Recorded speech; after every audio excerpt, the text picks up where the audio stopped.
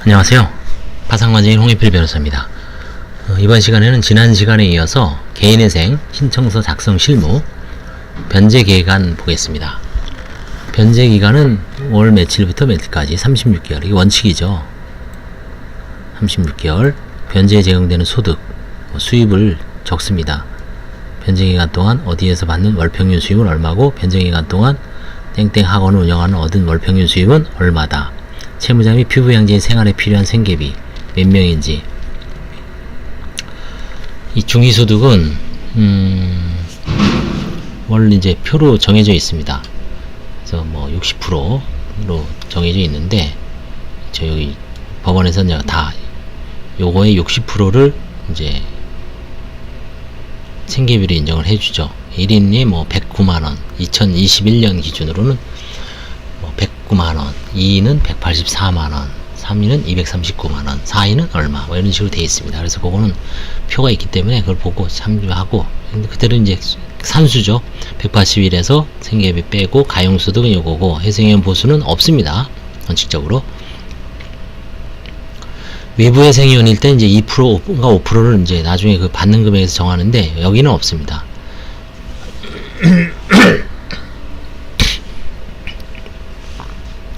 그 다음에 개인회생 재단 채권이 있는지 없는지, 회생연 보수가 뭐 처음에 이제 인가후 보수 15만원을 예납을 했기 때문에, 그 다음에 채무자가 인가된 변경에 따라 임치한 금액의 1%를 지급한다. 여기 나와 있습니다.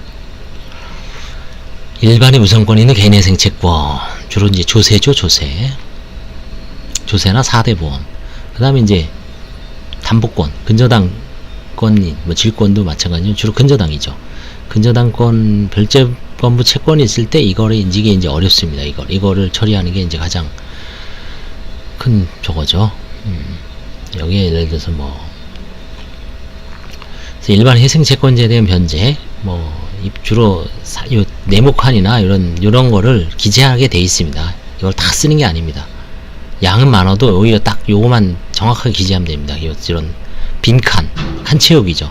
칸을 정확하게 채워야 됩니다. 그걸 잘못 채우면 이제 어그러지는 거죠. 재산이 없는 경우입니다. 이거는 이제 청산가치 보장을 미래의 소득으로 다 해주니까 특별하게 해당이 없습니다. 근데 재산을 처분해야만 하는 경우가 있기 때문에, 그런 경우는 이제 다른 데서 이제 체크하게 되어 있습니다. 미확정 채권, 미확정 개인회생 채권은 예를 들어서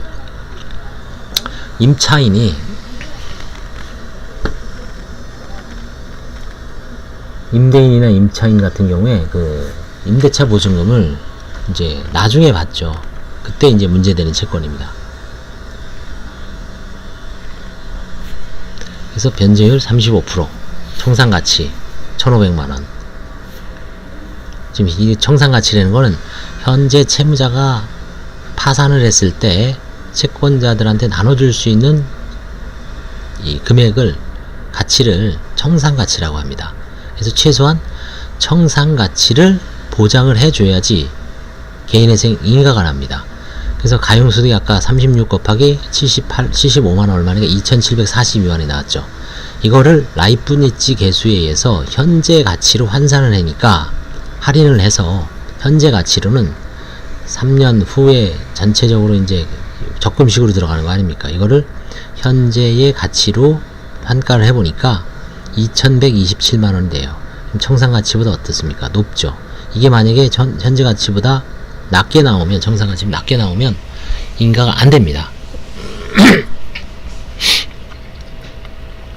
자, 그럼 이제 하나하나씩 보겠습니다.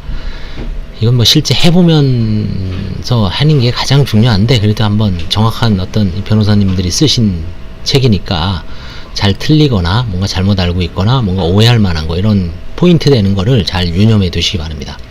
변제계획안 작성 요령. 통상 변제계획안은 개인회생 인가의 가장 중요한 요소로 개인회생 개시신청서를 제출하면서 동시에 제출하고 있죠. 가장 중요합니다.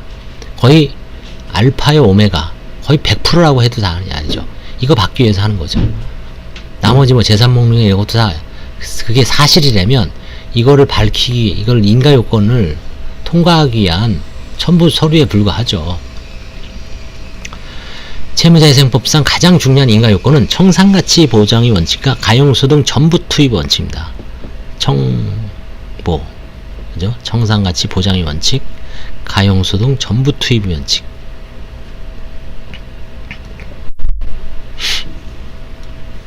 변제계획의 경우 채권자가 이의를 하지 않는 경우와 이의를 하는 경우 그 인가 요건을 다르게 규정하고 있습니다. 채무자회생법 614조는 채권자가 이의를 하지 않는 경우에는 변제계획이 법률의 규정에 적합하고 변제계획이 공정하고 형평에 맞으며 수행 가능할 것.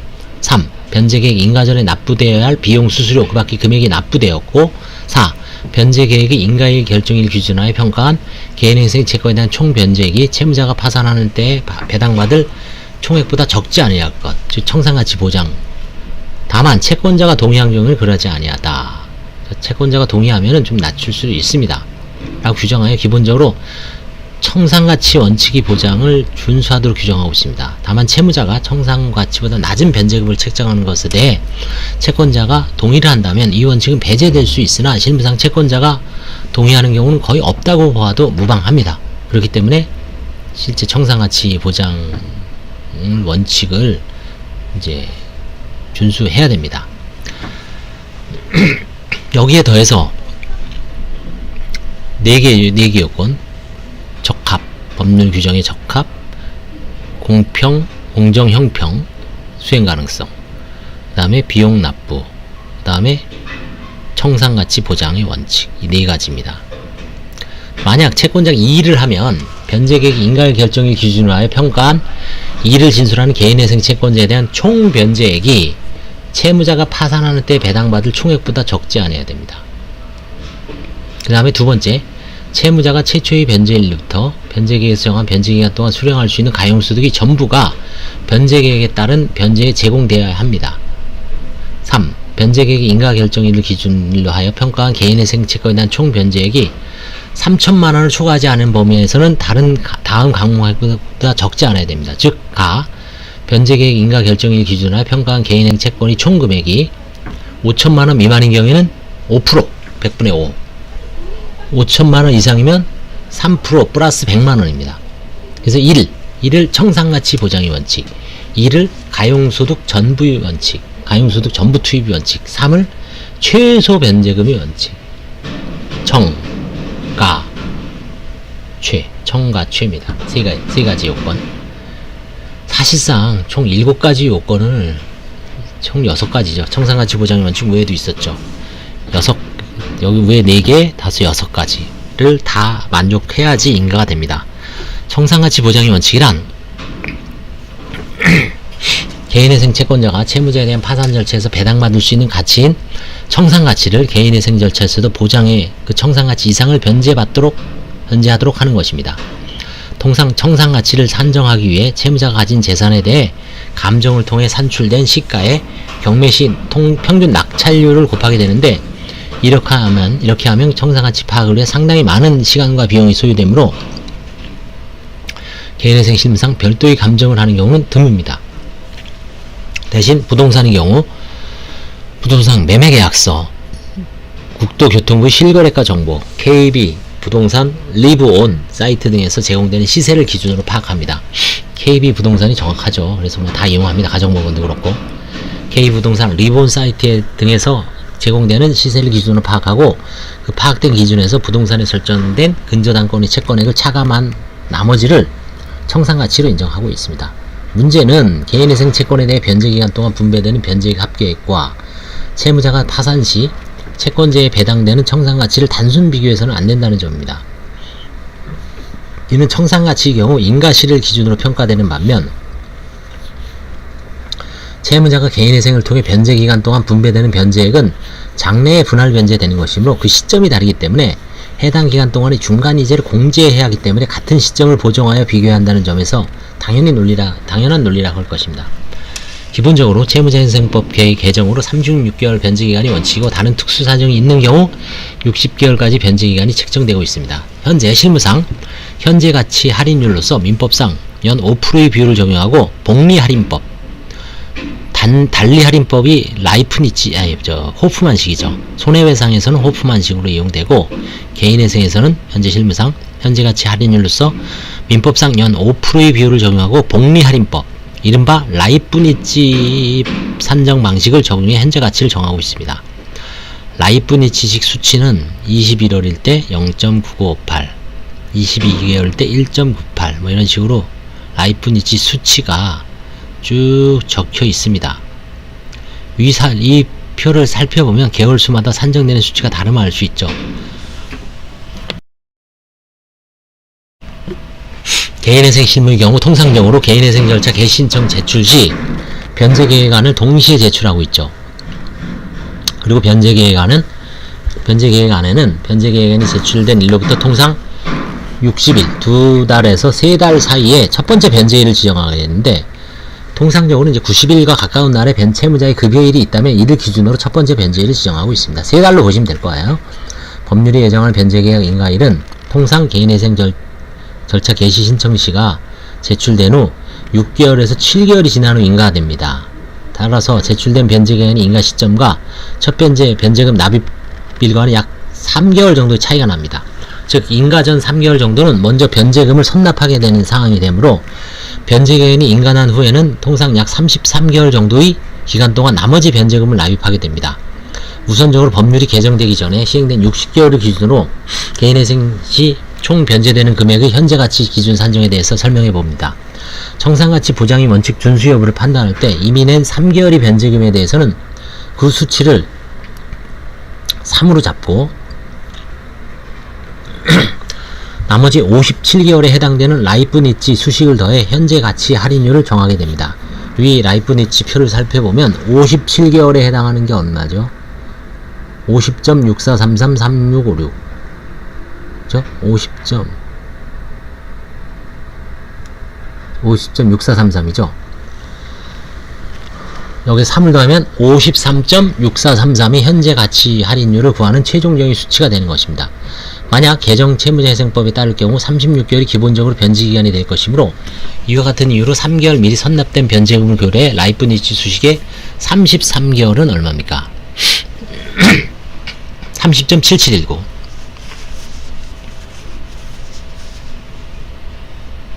30.7719 33.7719죠. 아까 3을 더했으니까 33.7719가 변제금이 현재가치 할인액을 구하는 기준이 됩니다. 청산가치 보장의 원칙을 이유로 변제금을 조절하는 사항을 살펴봅니다.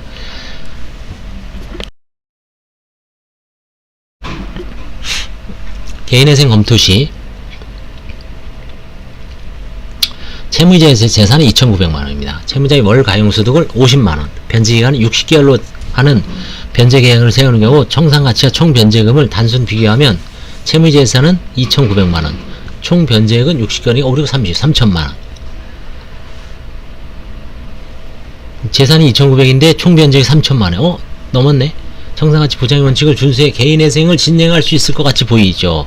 그러나 월 50만원 변제금이 현재 가치 할인율을 고려할 때 50만원에 아까 이제 3달 50만원 냈다 그러면 이제 나머지 33개월이죠. 33개월이 3 플러스 33 33.7719 그렇죠?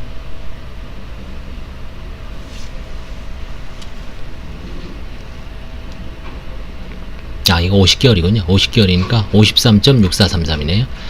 53.6433을 곱하면 50만원에 2682만 1650원입니다. 217만 9천원. 217만 9천원이 모자라요. 이런 건 청산가치 보장의 원칙에 반하여 개인회생위가 나지 않습니다. 그럼 결국은 뭐 50에서 좀 더 올려야 되겠죠. 5만원을 한 올려보고 수치를 따져봐야 돼. 계산기를 두드려 봐야 됩니다. 뭐 한 5만원 정도 더 300 정도가 부족하니까 5만원이면 얼마입니까? 5, 6 그쵸. 5만원 갖고 두시면 힘들 수도 있어요. 5만원 한 6만원? 일단 뭐 그 이제 5, 6, 7을 때려 박아서 계산을 해보면 나오겠죠. 이러한 경우 청산가치에 비해 부족한 차액 부분에 대해 재산을 처분해 변제할 것인지 아니면 가용소득을 조금 올려 변제할 금액을 정한지 문제가 발생하나 통상 그 범위가 크지 않다면 그쵸, 가용소득을 자기가 좀 줄여 쓰고 상향의 변제금을 결정하는 거 실무죠. 처분하는 데는 번거롭고 인가도 안 나오고 그쵸. 각주를 보겠습니다. 가용소득 합계 현가만으로 청산가치보다 금액이 적어서 채무자의 재산을 일부 처분하는 경우에 그 재산이 환가액 전부를 변제재원으로 투입해야 하는지 아니면 청산가치 보장을 위한 부족액만 투입하면 되는지에 대한 견해가 나뉜답니다. 개인회생의 경우 채무자의 장래 지속적이고 반복적으로 발생할 수입을 사용해 채무를 변제해 나가는 제도로서 팽창주의라 그랬죠. 가용소득에 대한 변제가 주가되므로 이 경우 부족액만 투입하면 된다고 할 것입니다.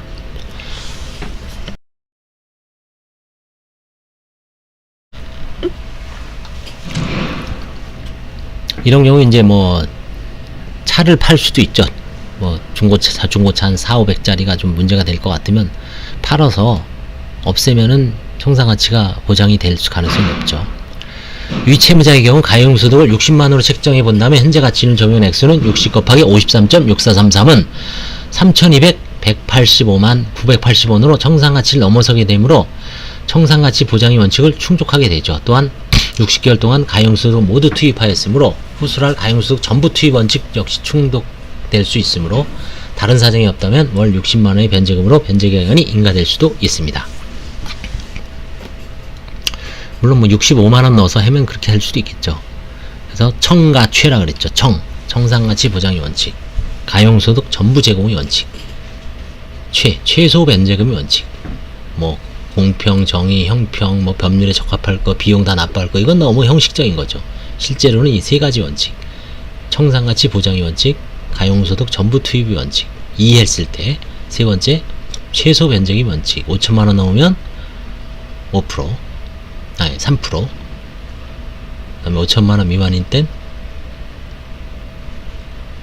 5천만원 이상일 땐 3% 플러스 100만원, 5천만원 이하일 땐 5%.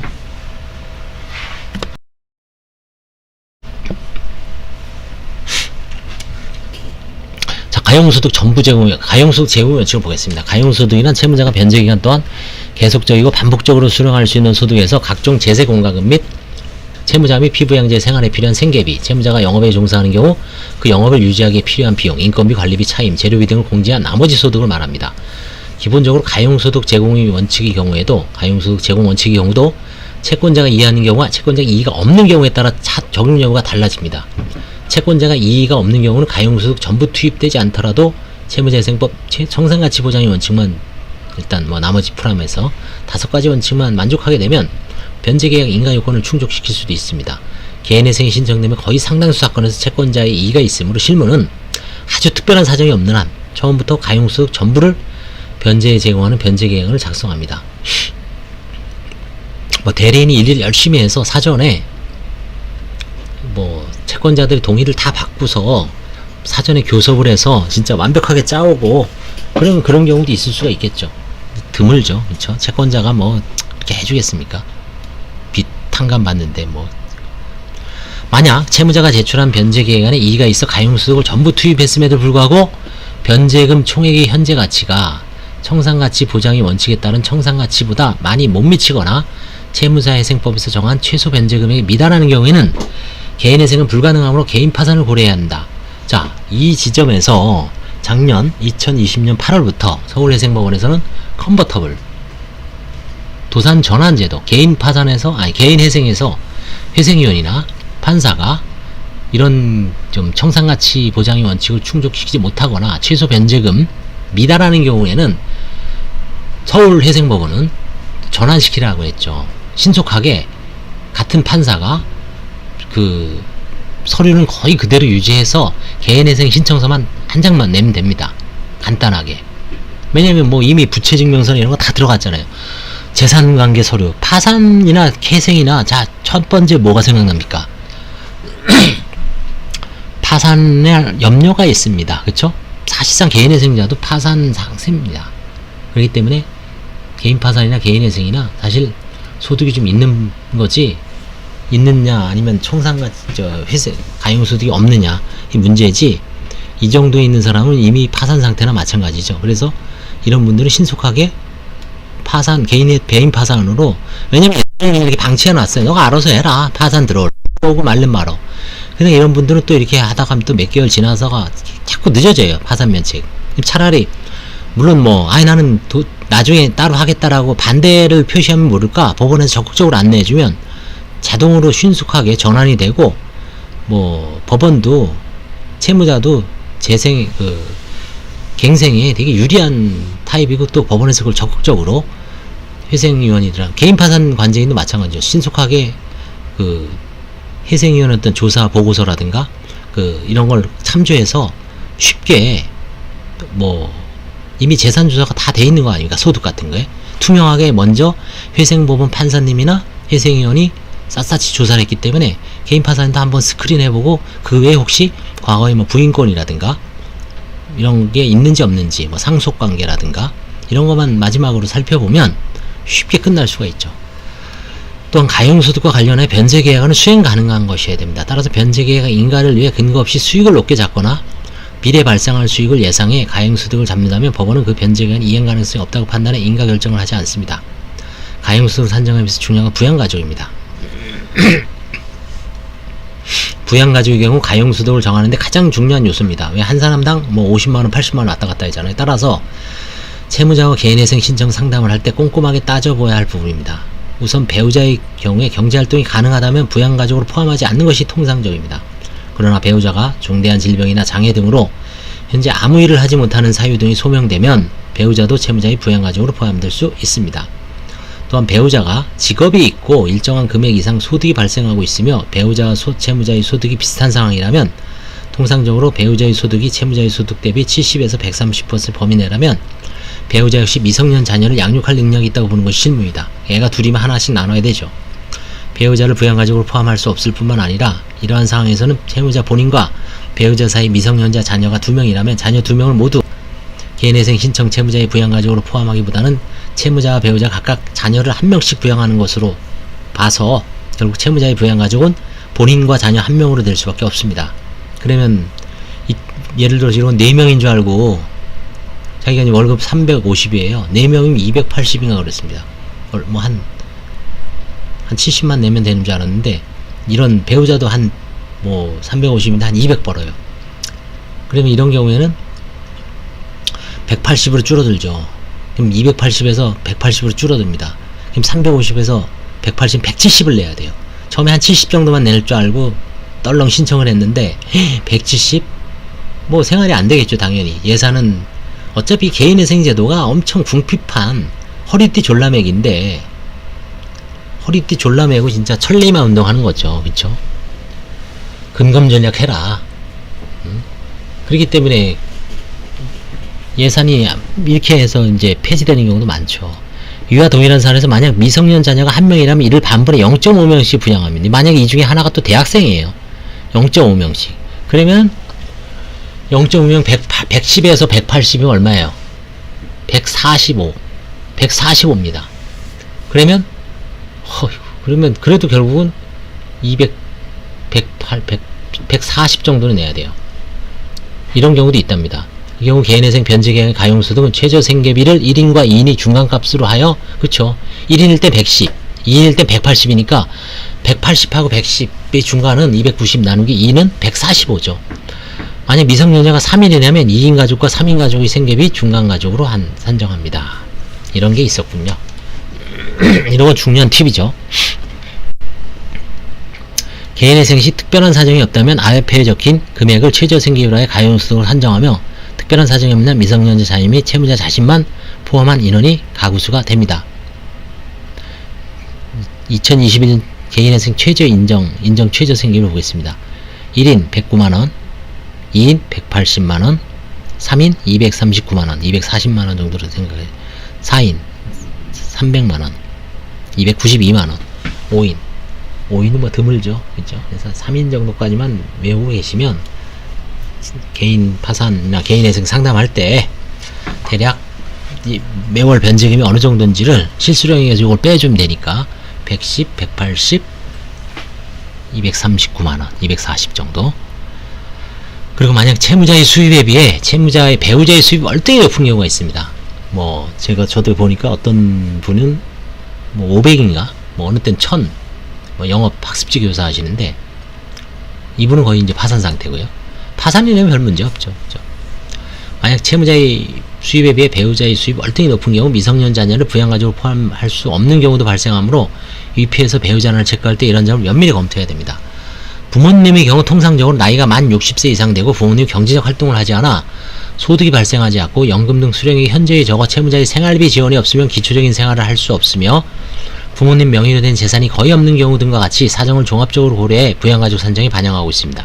대개 채무자가 부모님과 동거를 하고 있고 실질적으로 부모님이 부양을 위해 지출한 비용, 기간, 채무자의 형제 자매들이 부담하는 부모님 부양비가 없다는 사정, 부모님이 재산 내역, 부모님이 일을 할 수 없는 사유, 부모님의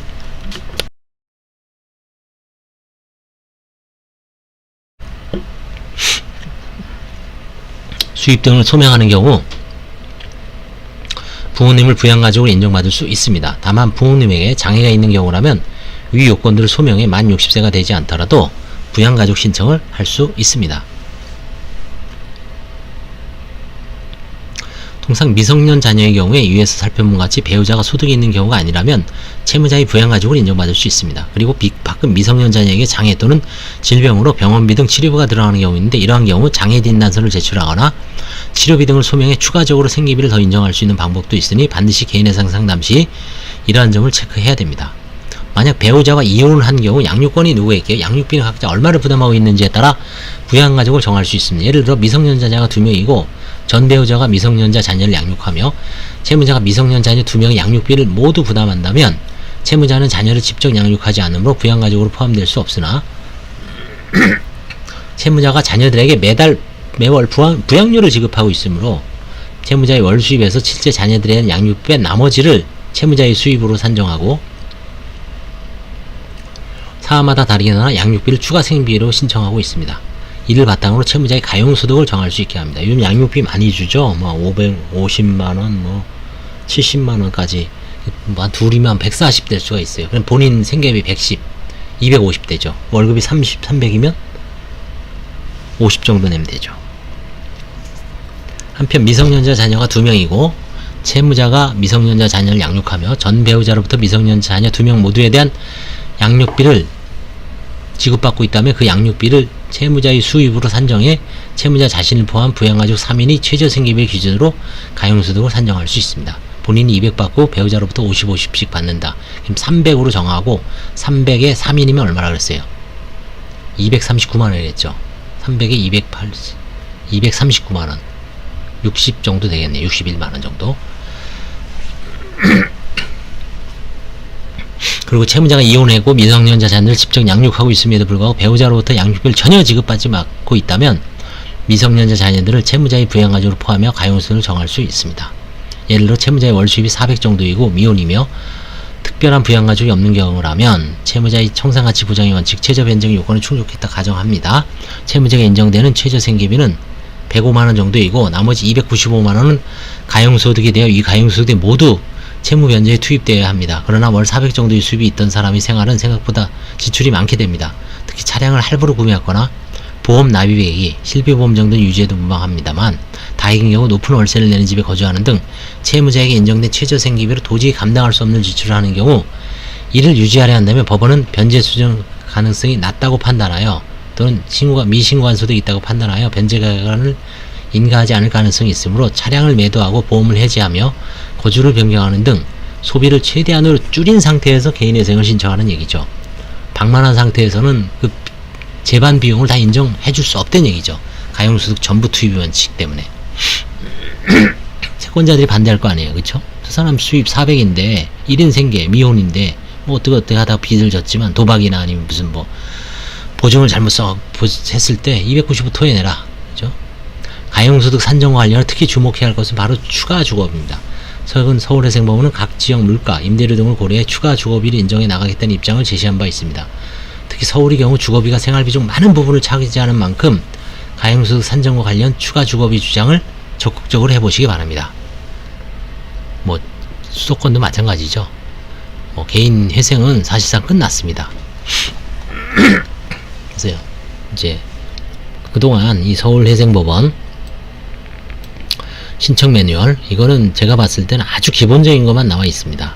실제 실무와 관련해서 뭐 아주 다양한 사람은 이제 교과서를 열심히 보셔야 되고 다만 개인 파산을 아주 처음 접하는 일반인들이나 아니면 변호사, 사무직원 분들이 개인 파산이나 회생에 대해서 처음부터 너무 어려운 교과서를 보기에는 좀 딱딱하고 감이 안 오죠.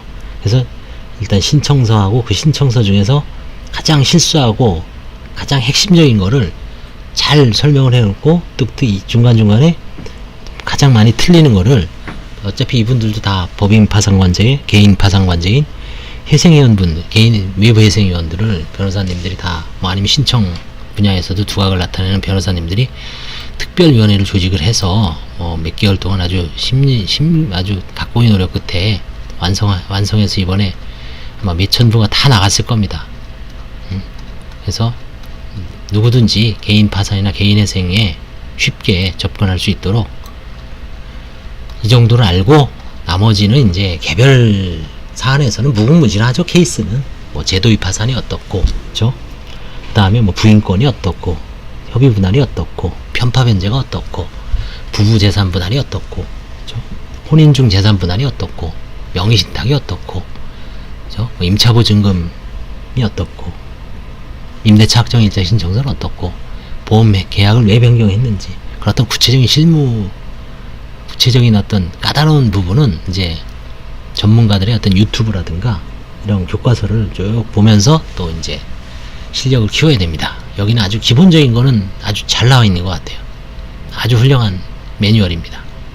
기본이 돼 있으면 나머지는 천천히 이제 할 수 있죠. 기본이 안 돼 있으면은 뼈대가 흔들리죠. 아주 사상 누각이 되고 폭삭 주저앉고, 그렇죠? 그래서 이 책을, 이 매뉴얼을 잘 살펴보시기 바랍니다. 이거는 무료로 배포가 되고, 책이 없는 분들은 다운로드도 돼서 아마 다 배포가 됐을 겁니다. 이거는 전국 변호사님들한테, 서울뿐만 아니라 전국 변호사 일반인도 얻을 수 있습니다. 얻으시려면 제 이메일로 연락을 주십시오. 홍로이어 네이버.com HONGLAWYER @네이버.com 홍로이어 네이버.com 일로 연락 주시면 이 매뉴얼을 제가 PDF 파일로 바로 첨부해서 보내드리겠습니다. 감사합니다.